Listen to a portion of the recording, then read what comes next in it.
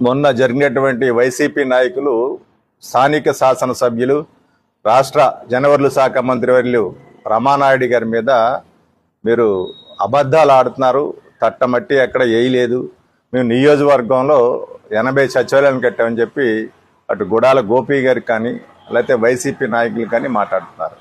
మరి అదే రంగా చూసుకున్నట్లయితే మీరు ఎంఏ పిహెచ్డి చేశారని చెప్పి మాట్లాడుతున్నారు. వైఎస్ ఆయన ఎంఏ పిహెచ్డి చేసినటువంటి వ్యక్తే వాస్తవాలు. కానీ మీరేం చేశారని మీరు ఒకసారి తెలుసుకోండి, మీరేం చేశారనేది కూడా ప్రజలకు తెలుసు. మరి అదే రంగా చూసుకున్నట్లయితే అన్ని అబద్ధాలు అంటున్నారు. అసలు మీరు మాట్లాడేది అబద్ధం అనే మాట మీరు మర్చిపోతున్నారు. మీకు తెలియదేమో, పాలకొల్లు నియోజకవర్గంలో 67 పంచాయతీలు, 31 వార్డు, 98 గ్రామాలుగా ఉంటే మీరు సుమారుగా 80 సచివాలయాన్ని కట్టారని చెబుతున్నారు. మీరు ఎక్కడ కట్టారు నాకు లెక్క చెప్పండి. పాలకొల్లులో 31 వార్డు ఉంటే ఏ వార్డులోని కూడా మీరు సచివాలయం కట్టలేదు.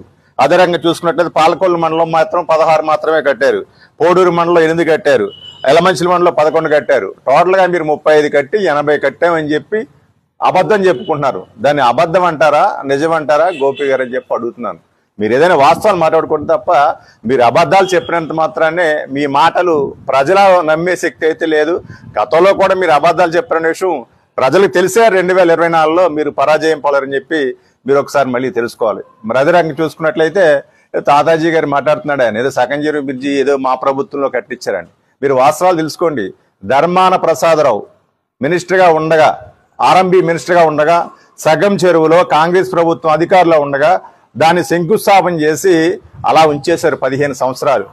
మా స్థానిక శాసనసభ్యులు డాక్టర్ నిమ్మల రామానాయుడు గారు అగర్తపాలెం నుంచి సగం చెరువు మీదుగా సైకిల్ వేసుకెళ్తూ దాని కాలం చూసి ఎప్పుడన్నా మన అధికారంలోకి వస్తే బ్రిడ్జి కట్టాలన్న ఆలోచనతో చంద్రబాబు నాయుడు గారి దగ్గరికి స్వయంగా వెళ్లి 10 కోట్ల రూపాయల నిధులు తెచ్చి ఆ బ్రిడ్జిని కట్టించినటువంటి నాయకుడు రమానాయుడు గారు. తెలుగుదేశం పార్టీ అని చెప్పుకోవడంలో సందేహం లేదు. మీరు ఎక్కడికైనా రండి, ఎదురు బదులు వేసుకుందాం.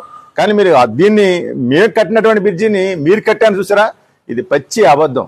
ప్రజలందరికీ కూడా తెలుసు. మీ టైంలో శంకుస్థాపన చేసి ఇచ్చిపెట్టేశారు బ్రిడ్జి. మీరు వాస్తవాలు తెలుసుకోండి.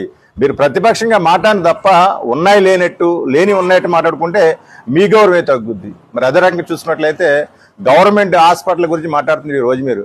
ఇవాళ సహజంగా రాష్ట్రంలో గవర్నమెంట్ హాస్పిటల్ ఎక్కడ కట్టినప్పటికైనా హైవే పక్కన కడతారు.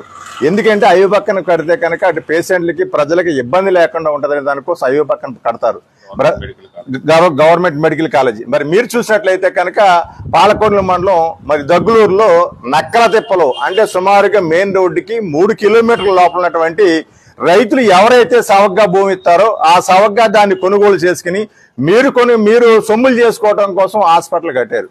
సరే కట్టారు, అక్కడ ప్రారంభించారు. మేము వచ్చి 1.5 సంవత్సరాల కాలం అయింది. మీరు 5 సంవత్సరాలు పరిపాలన చేశారు. మీ టైంలో ఏం చేశారు అసలు మమ్మల్ని అడుగుతున్నారు. మీ టైంలో మీరు అధికారంలో ఉండి, మీరు ఇన్ఛార్జిగా ఉండి మీ టైంలో 5 సంవత్సరాలు భూమి బరాబరి కూడా మీరు దాన్ని పిల్లలు వేయలేకపోయారు. మమ్మల్ని అడుగుతారండి, మేము చేస్తాం. ఆల్రెడీ పాలకొల్లు ఆయన మా శాఖ మంత్రి, వైద్య శాఖ మంత్రి ఆల్రెడీ వచ్చాడు. ఆయన హాస్పిటల్ కట్టేస్తాను మాట ఇచ్చాడు, కట్టి తీరుతాం. మా ఇంకా 3.5 years మాకు టైం ఉంది. 100% మా రామానాయుడు గారు చదువుకున్న వ్యక్తి 100%. మీరు చెప్పి వాస్తవాలు చెబుతున్నారు. ఎంఏ పిహెచ్డి చేశాడు కాబట్టి అంత తెలివితేటలుగా, అంత సమర్థవంతంగా మరి పాలకొల్లు నియోజకవర్గాన్ని అభివృద్ధి చేస్తున్నటువంటి నాయకుడు 100% చేస్తాడు ఆయన. మీరు ఏదైనా మాట్లాడితే వాస్తవాలు మాట్లాడాలి తప్ప పచ్చి అబద్ధాలు ఆడేది. మీరు సకంజేరు బ్రిడ్జి మీరు కట్టారా? సిగ్గుచేటు, చెప్పుకుంటాక సిగ్గుచేటుగా ఉంది. ఈ విషయాలన్నీ కూడా మేము తీవ్రంగా ఖండిస్తాం. ఇలాంటిది ఇంకోసారి కనుక మీరు చేస్తే కనుక ఆ విషయాన్ని మేము తీవ్రంగా ఖండిస్తామని చెప్పి ఈ మీడియా మిత్రుల ద్వారా ప్రజలకు తెలియజేస్తున్నాం. హాయ్, నమస్తే. మన ఎవరెస్ట్ న్యూస్ ఛానల్ను సబ్స్క్రైబ్ చేయండి, లైక్ చేయండి, పక్కన ఉన్న బెల్ బటన్ని ప్రెస్ చేయండి.